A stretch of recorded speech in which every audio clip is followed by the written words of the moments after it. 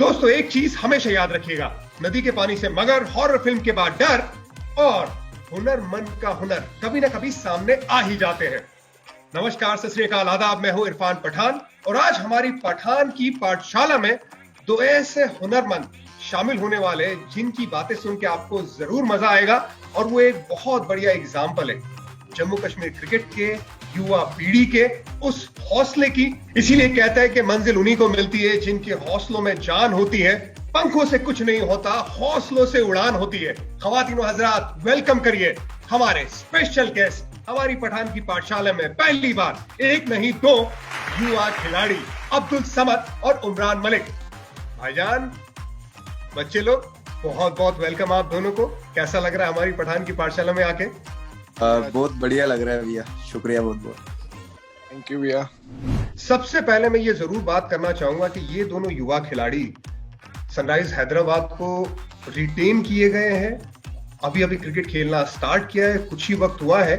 एक बड़ा खुशी का माहौल है पूरे जम्मू कश्मीर क्रिकेट में, अब्दुल समद की फैमिली में, उमरान मलिक की फैमिली में। लेकिन मैं पहली बार जब मिला था इन दोनों लड़कों से, उसके बारे में जरूर बात करना चाहूंगा।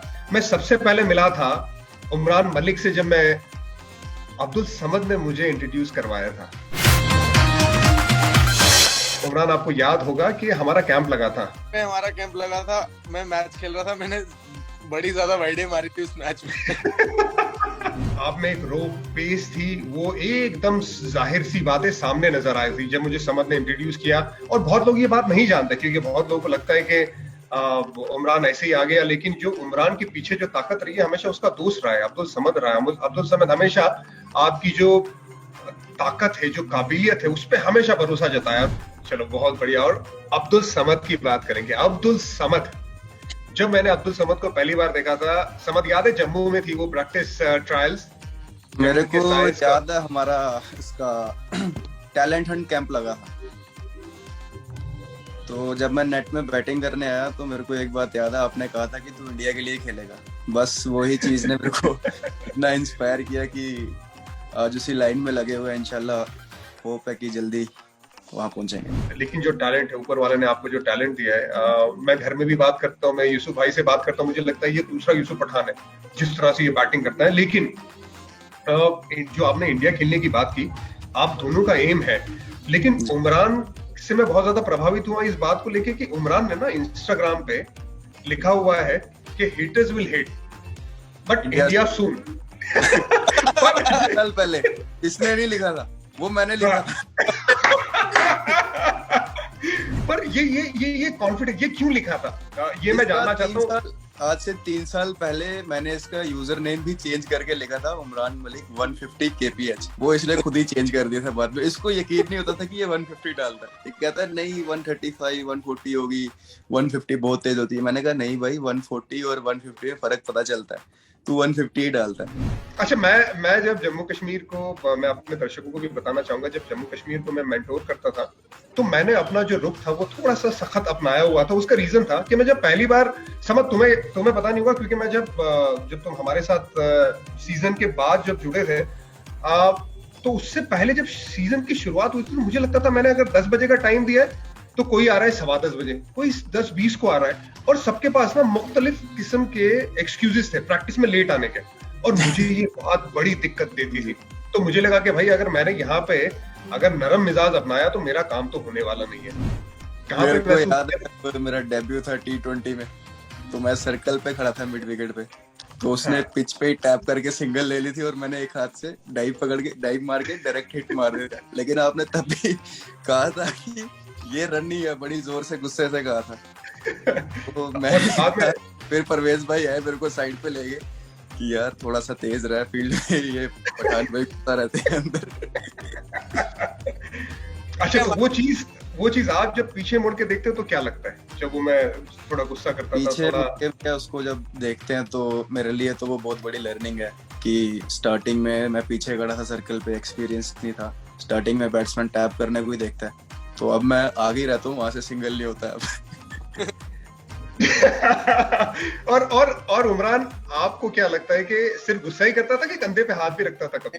यार, आप कंधे पे पूरा हाथ रखते थे तो करते, तो हम जब गलत करेंगे गुस्सा तो आप करोगे, मगर आप बहुत सिखाया आपने। अगर आप नहीं आते तो मेरा जंप आउट ही रहता। नहीं, वो तो देखिए, मैं हमारे दर्शकों को जरूर कहना चाहूंगा कि बहुत सारे लोग बात करते हैं कि भाई इरफान पठान ने ये 2 लड़कों को खोजा है, लेकिन मेरा ये मानना है कि देखिए, लोग तो आते जाते रहते हैं खोजने वाले, हमारे जैसे लोग, लेकिन जो असली हुनर रहता है वो लड़कों का रहता है, असली मेहनत है वो आप लोगों की, अब्दुल समद की, उमरान मलिक की, और यकीन मानिए हमारे दर्शकों को ये जरूर कहना चाहूंगा कि और भी बहुत ज्यादा टैलेंट आने वाले, क्योंकि ये 2 लड़के जो हमारे सामने बैठे, इन्होंने ये जो जनरेशन है जम्मू कश्मीर की, युवा जनरेशन, युवा पीढ़ी को बहुत ज्यादा इंस्पायर किया है। लेकिन फिर भी भैया आपके आने के बाद ही हम सबका मतलब माइंडसेट चेंज हुआ है, और जो कॉन्फिडेंस आपने लड़कों को दिया है वो शायद ही कोई दे पाता। देखिए, बात कॉन्फिडेंस देने का काम अगर मैं नहीं करूंगा तो फिर मेरा वहां पे आने का मतलब, मेरा वो रोल अदा करने का मतलब नहीं हुआ। बिल्कुल, मुझे याद है, और बहुत सारे लड़के जम्मू कश्मीर से लगातार वीडियो भेजते हैं, उनसे बात होती रहती है और मजा आता है मुझे लड़कों को हेल्प करने में। लेकिन बात अभी है पठान की पाठशाला में युवा फ्यूचर हमारे अब्दुल समद और उमरान मलिक की। आप समद, आपका जो बैकग्राउंड है, जहां पे आपने शुरुआत की, आपके वालिद भी स्पोर्ट्स बैकग्राउंड से हैं, उन्हें पता है। मैं आपके वालिद को आपके बड़े भाई के हिसाब से कहता हूं कि वो आपके वालिद नहीं है, बड़े भाई है, जवान दिखते हैं, बिल्कुल भी ऐसा लगता नहीं अगर आप दोनों चलो तो बड़ा भाई छोटा भाई चल रहा है, ऐसा है। तो फिटनेस उनकी काफी बहुत बढ़िया है, उन्होंने बहुत सपोर्ट किया आपको, फैमिली ने सपोर्ट किया। अगर उनका सपोर्ट नहीं होता तो आप जहाँ पे आज पहुंचे वहां पे आप पहुंच नहीं पाते। बिल्कुल नहीं पहुंच पाता मैं मुझे याद है जब मैं 13 साल का था तो पापा ने मेरे को स्कूटी लेके दी थी, क्योंकि ये जहाँ हम रहते हैं वो सिटी से और ग्राउंड से थोड़ा दूर है। तो मैं घर से ग्राउंड स्कूटी पे जाया करता था बड़ा बैग उठा के, और हमारे नानू आते थे दोपहर में गाड़ी चला के, वो कहते थे कि कहाँ पे जा रहे हो, इतनी गर्मी है, कुछ नहीं मिलना इससे, घर पे काम करो। अच्छा, काले हो जाओगे ऐसा कुछ था? नहीं नहीं धूप में रंग सांवला क्यों करना? हाँ बिल्कुल, काले हो जाओगे, धूप है, वो बैठो पढ़ाई करो। लेकिन घर वालों का सपोर्ट तो रहा है हमेशा, इन्होंने कभी मना नहीं किया खेलने से। पापा को कॉन्फिडेंस था कि तू एक ना एक दिन जरूर कुछ बड़ा लेवल खेलेगा क्रिकेट का। तो बिल्कुल, देखिए, और अभी शुरुआत हो चुकी है उसकी। और मैं समझ, हमेशा जब आपसे बात करता हूँ तो मैं एक ही बात करता हूँ। क्या बात करता हूँ? कि बहुत दूर जाना है, बस मेहनत अपनी जारी रखो। तो उमरान, मैं आपसे बहुत ज्यादा रिलेट कर सकता हूँ, क्योंकि अगर फाइनेंशियल बैकग्राउंड इतना ज्यादा स्ट्रांग नहीं हो और आपके पास सपने हो और वो सपनों को पूरा करना है तो बहुत ज्यादा दिक्कत आती है। आपके सामने क्या दिक्कत आई? क्योंकि आपके वालिद फ्रूट बेचते थे और जाहिर सी बात है, समद ने भी बताया कि वहां पे बड़ी दिक्कत होती थी, आपको कभी खाने का पता नहीं है, कब खाया नहीं खाया, आप वैसी प्रैक्टिस में बॉल डालते रहते थे। और इतनी अगर तेज बॉल डालनी है तो खाना पीना तो रहना चाहिए आपको, बाकी सारी चीजें भी, सपोर्ट जरूरी है। ये किस तरह से ये सफर आपने तय किया है अभी तक का? भैया, पहले तो मैं टेनिस बॉल खेलता था, तो मैं जब से कभी दिन में मैं दुकान पे बैठ जाता था, तो 2 घंटे बैठता था, फिर भाग जाता था उधर से खेलने, ना रोटी पता ना कुछ। फिर समद के साथ प्रैक्टिस करता था 4 बजे 3 बजे प्रैक्टिस करनी होती थी, तो 12 से लेके मैं 2:30 बजे तक दुकान में बैठता था। 2:30 बजे पापा को बुला लेता था, पापा भी रेस्ट कर लेते थे, तो फिर मैं ग्राउंड में चल जाता था। दिन को रोटी भी नहीं, वही दुकान से एप्पल खा लिया, कभी कुछ खा लिया, ऑरेंज खा लिया, तो बस वहां से ही चल जाता था। फिर शाम को खाता था घर पे रोटी। आता हमेशा लेट था, हमेशा लेट। फिर कभी कभी वापस भेज देता था घर, मैं चले जा वापस, इधर नहीं आ रहा दोबारा। अच्छा, वो कैंप बंद हुआ, मतलब ये बच गया? क्योंकि वहां पे तो जितने भी दिन था तो टाइम पे तो आया, क्योंकि बस में आता था, मतलब अगर घर से आता तो फिर लेट आता। बस में नहीं आता है, बाइक पे आता था। नहीं, वो कश्मीर में, श्रीनगर में, जब वो कैंप लगा था वहां पे। कश्मीर तो हाँ, वहां तो लेट आने का कोई चांस नहीं था, वहां पे तो सभी इकट्ठे आते हैं, रूममेट भी होता है साथ, तो वहां पे बच गया है। जम्मू में तो इसको आदत है लेट आने की, नहीं ये अभी भी लास्ट मिनट में ही पहुंचता है। ओ दोस्त, कोई झूठा बना रहा है तू, ये रिकॉर्ड है, जाएगा लोगों के पास। ये झूठ तेरी खैर नहीं है। बोल रहा है, लेट आता है मेरे से। मेरे सामने तो समझ वैसे लेट हुआ नहीं, या तो पता नहीं क्या जो भी बात थी, मेरे सामने तो आज तक कभी लेट नहीं हुआ। सनराइज हैदराबाद में भी ये कंप्लेन नहीं है, वरना अगर कंप्लेन होती तो मुझे वहां से कंप्लेन आ जाती, तो वैसे भी कोई कंप्लेन नहीं आई है। यहाँ पे कभी जाम वाम लग जाए रास्ते में तो वो कभी कभार हुआ था एक आध बार, मैं तो हर तीसरे दिन एक बार जाम आता है। वो जबरदस्त रहते हैं, कभी इसकी दीदी आ जाते हैं, कभी इसके घर पे मतलब कभी मम्मा मम्मा को बीमार करता है हमेशा, मम्मा बीमार हो गए। अच्छा, ये एकदम बोल भी- परफेक्ट रहता है। जम्मू कश्मीर में ना मैं जब पूछता तो मुझे ये एक्सक्यूज हर दूसरा प्लेयर देता था, और एक बहुत टैलेंटेड क्रिकेटर उन्होंने भी एक एक्सक्यूज मुझे बार बार दिया है, और एक बार तो बेचारे वो खुद मतलब गलत बोलते हुए पकड़ा भी गए थे। वो मुझे बोला कि उनकी वालिदा बीमार है और जाके कहीं टूर्नामेंट खेल गए, और वो इंस्टाग्राम पे ना वो चिट आ गई थी कि मैंने तो मैच मिलाया उस प्लेयर को, तो मैंने एक हफ्ता तक बल्लेबाजी नहीं करने दिया था उस बल्लेबाज को।